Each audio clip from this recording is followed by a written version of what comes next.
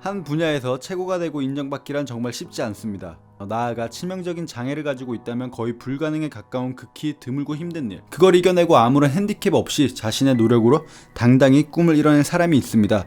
그녀는 바로 서퍼 베서니 해밀턴.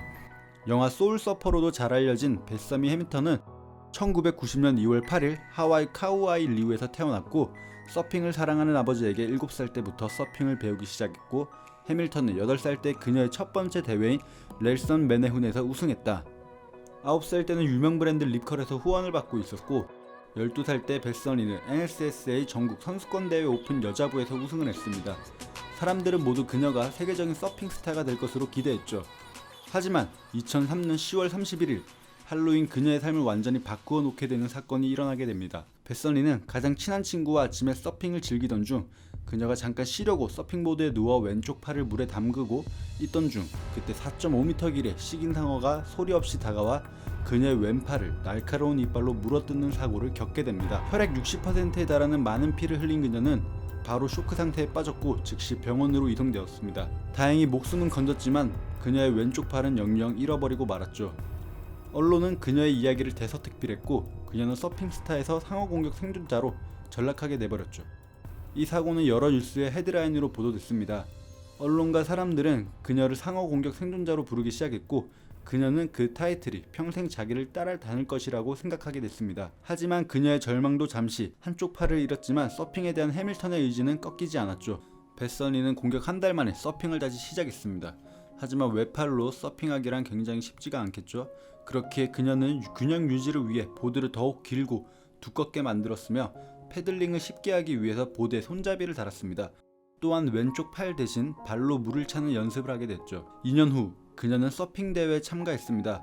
2005 NSSA 전국 선수권 대회에서 우승을 하게 되었고, 또 2009 ASP 세계 주니어 선수권 대회에서 3위를 차지했죠. 또 2012년 리컬컵에서 서핑 대회에 참가한 최초의 여성 서퍼였습니다. 주목받는 게 불편했지만 자신의 이야기를 통해 타인을 돕겠다는 새 목표를 가슴에 새긴 채 이후로도 그녀는 멈추지 않고 선수 생활을 계속했습니다. 2013년 그녀에게도 사랑이 찾아왔고, 해밀턴은 2013년 8월 18일 기독교 청년부 교사 아담 더크스와 300명의 하객 앞에서 결혼했다.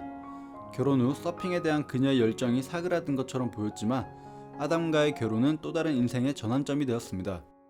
남편은 제가 첫 서퍼로서 능력을 마음껏 펼치도록 독려했어요. 서핑에 대한 열정이 다시 불타올랐죠. 결혼하고 몇 달 후 출전한 파이프라인 여자 프로 대회에서 그녀는 1위에 오르게 됐습니다.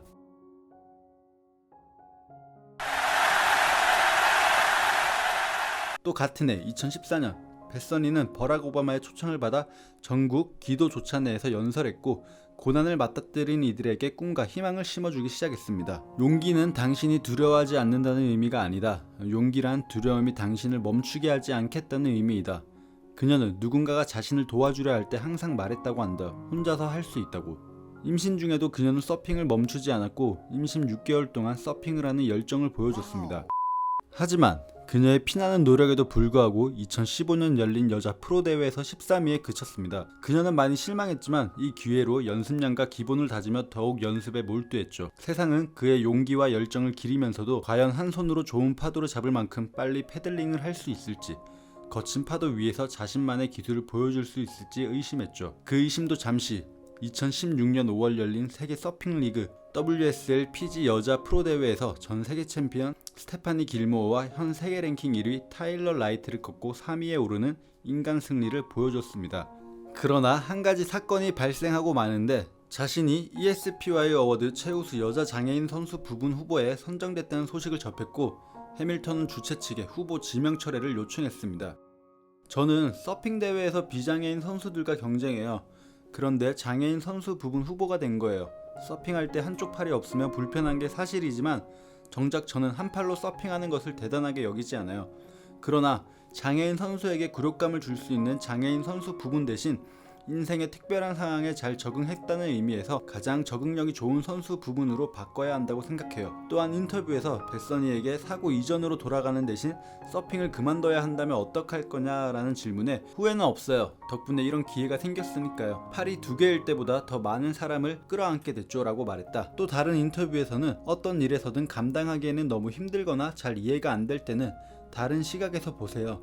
끝은 또 하나의 시작일 뿐이에요. 쉬울 필요는 없어요. 믿음만 있다면 무엇이든 가능해요. 인터뷰를 본 많은 사람들이 그녀의 용기와 도전에 감명을 받고 변하기 시작했다.